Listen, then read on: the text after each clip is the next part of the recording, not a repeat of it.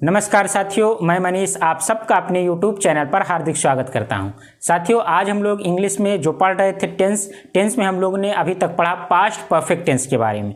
तो past perfect tense का जो सिंपल सा सेंटेंस का उसके बारे में हम लोगों ने सीख लिया है। अगर आपने उन सारे वीडियो को नहीं देखा है तो आप चैनल को सब्सक्राइब कीजिए और चैनल को सब्सक्राइब करने के बाद प्लेलिस्ट में आपको सारी चीज़ें मिल जाएंगी। आज के वीडियो में हम लोग सीखेंगे कि जो पास्ट परफेक्ट टेंस है इसमें जो दो सब्जेक्ट और दो वर्ब आते हैं उसके बारे में देखेंगे।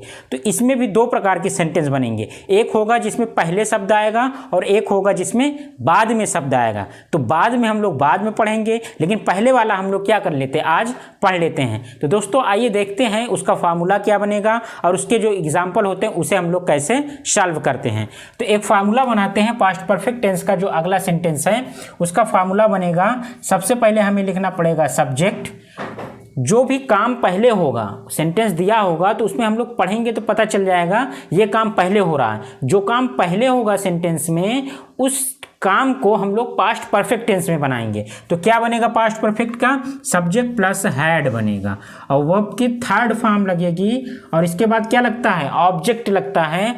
और फिर क्या करेंगे, अब हमने देखना एक दो सेंटेंस था, एक सेंटेंस तो हमने बना दिया पास्ट परफेक्ट टेंस में जो सेंटेंस पहले हुआ, और दूसरा बनाएंगे किसमें, बिफोर लगा करके। क्या लगाएंगे, बिफोर, और फिर इसके बाद क्या लिखना पड़ेगा, दूसरे सब्जेक्ट का, दूसरे सेंटेंस का सब्जेक्ट, और इसे बनाएंगे पास्ट इंडेफिनिट टेंस में। और पास्ट इंडेफिनिट होता है सब्जेक्ट प्लस वर्ब की सेकंड फॉर्म, और इसके बाद क्या हो जाएगा, ऑब्जेक्ट या अदर वर्ड हो जाएगा। ठीक है दोस्तों, देखिए ये आपका फार्मूला है। इसमें दो सब्जेक्ट हैं, दो वर्ब हैं।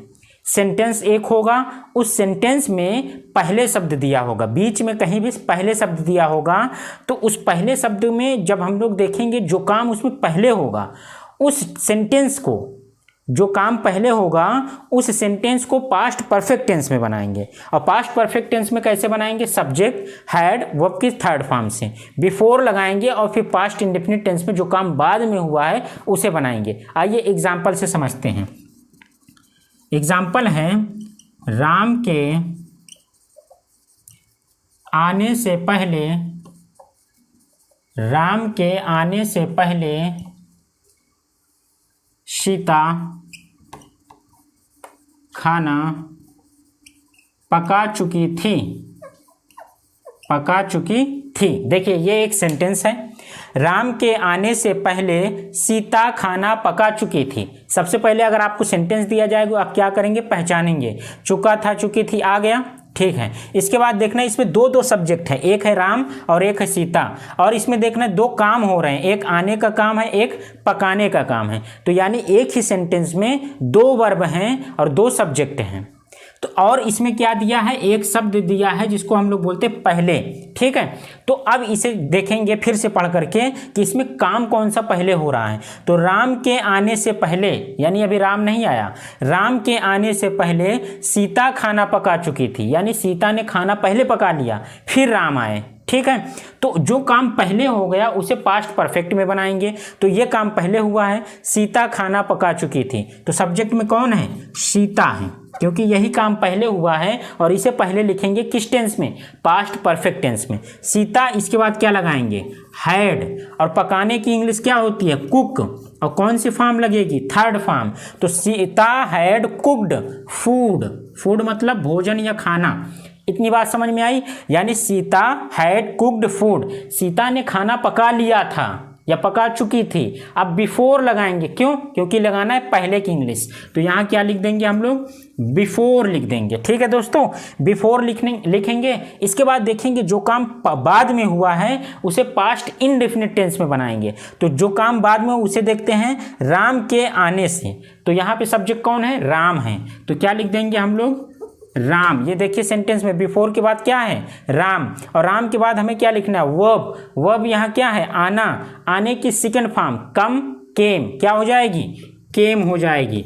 और ऑब्जेक्ट में कुछ नहीं दिया है तो फुल स्टॉप हो जाएगा। तो सेंटेंस बन गया, राम के आने से पहले सीता खाना पका चुकी थी। ये आपका सवाल है, जो काम पहले हुआ, पहले काम कौन सा हुआ, सीता खाना पका चुकी थी। पास्ट परफेक्ट टेंस में बनाएंगे, सीता हैड कुक्ड फूड।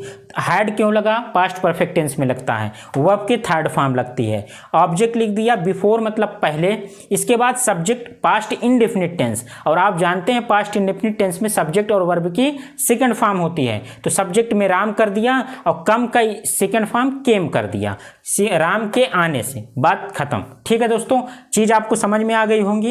एक एग्जांपल और समझते हैं, बहुत आसान तरीके से आप इसे कर लेंगे। दूसरा एग्जांपल है डॉक्टर के आने से, डॉक्टर के जाने से पहले मरीज मर चुका था। देखिए ये एक सेंटेंस है कि डॉक्टर के जाने से पहले, डॉक्टर अभी गए नहीं हैं लेकिन मरीज मर चुका था, तो जो काम पहले हो गया, इसमें पता चल गया ना कि मरीज मर चुका था, ये काम पहले हो गया, तो जो काम पहले हो गया है उसे बनाएंगे पास्ट परफेक्ट टेंस में। और पास्ट परफेक्ट टेंस क्या होता है, subject verb had plus verb की थर्ड फॉर्म।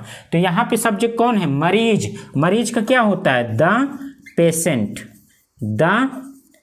पेशेंट, हैड लगाएंगे और थर्ड फॉर्म डिड का डाइड, और बिफोर क्यों लगाएंगे, आप जानते हैं बिफोर मतलब पहले होता है, क्या होता है, पहले। अब इसके बाद देखना है डॉक्टर के जाने से, तो डॉक्टर सब्जेक्ट है तो क्या लिख देंगे, द डॉक्टर। अब बताइए पास्ट इंडेफिनिट टेंस में सब्जेक्ट लिख दिया, अब वर्ब की सेकंड फॉर्म चाहिए, वर्ब क्या है, जाना, और जाने की सेकंड फॉर्म, गो का सेकंड फॉर्म वेंट होता है, क्या होता है, डॉक्टर वेंट। ठीक है, इसके बाद फुल स्टॉप लगा दिया, बात समझ में आ गई। The patient had died before the doctor went, doctor के जाने से पहले मरीज मर चुका था। ठीक है दोस्तों, आपको ये चीज़ें समझ में आ गई होंगी कि पास्ट परफेक्ट टेंस का जो सेंटेंस है पहले वाला, जिसमें 2 वर्ब और 2 सब्जेक्ट होते हैं, उसे कैसे बनाते हैं। ठीक है, इसके बाद हम लोग इसका निगेटिव सेंटेंस देखेंगे और उसके बाद वाले सब्जेक्ट को देखेंगे। दोस्तों अगर आपको वीडियो अच्छी लगी है तो आप चैनल को सब्सक्राइब कीजिए, अपने दोस्तों तक शेयर कीजिए। ऐसे ही आप हमारे वीडियो को देखते रहिए। बहुत बहुत धन्यवाद, thank you so much, best of luck.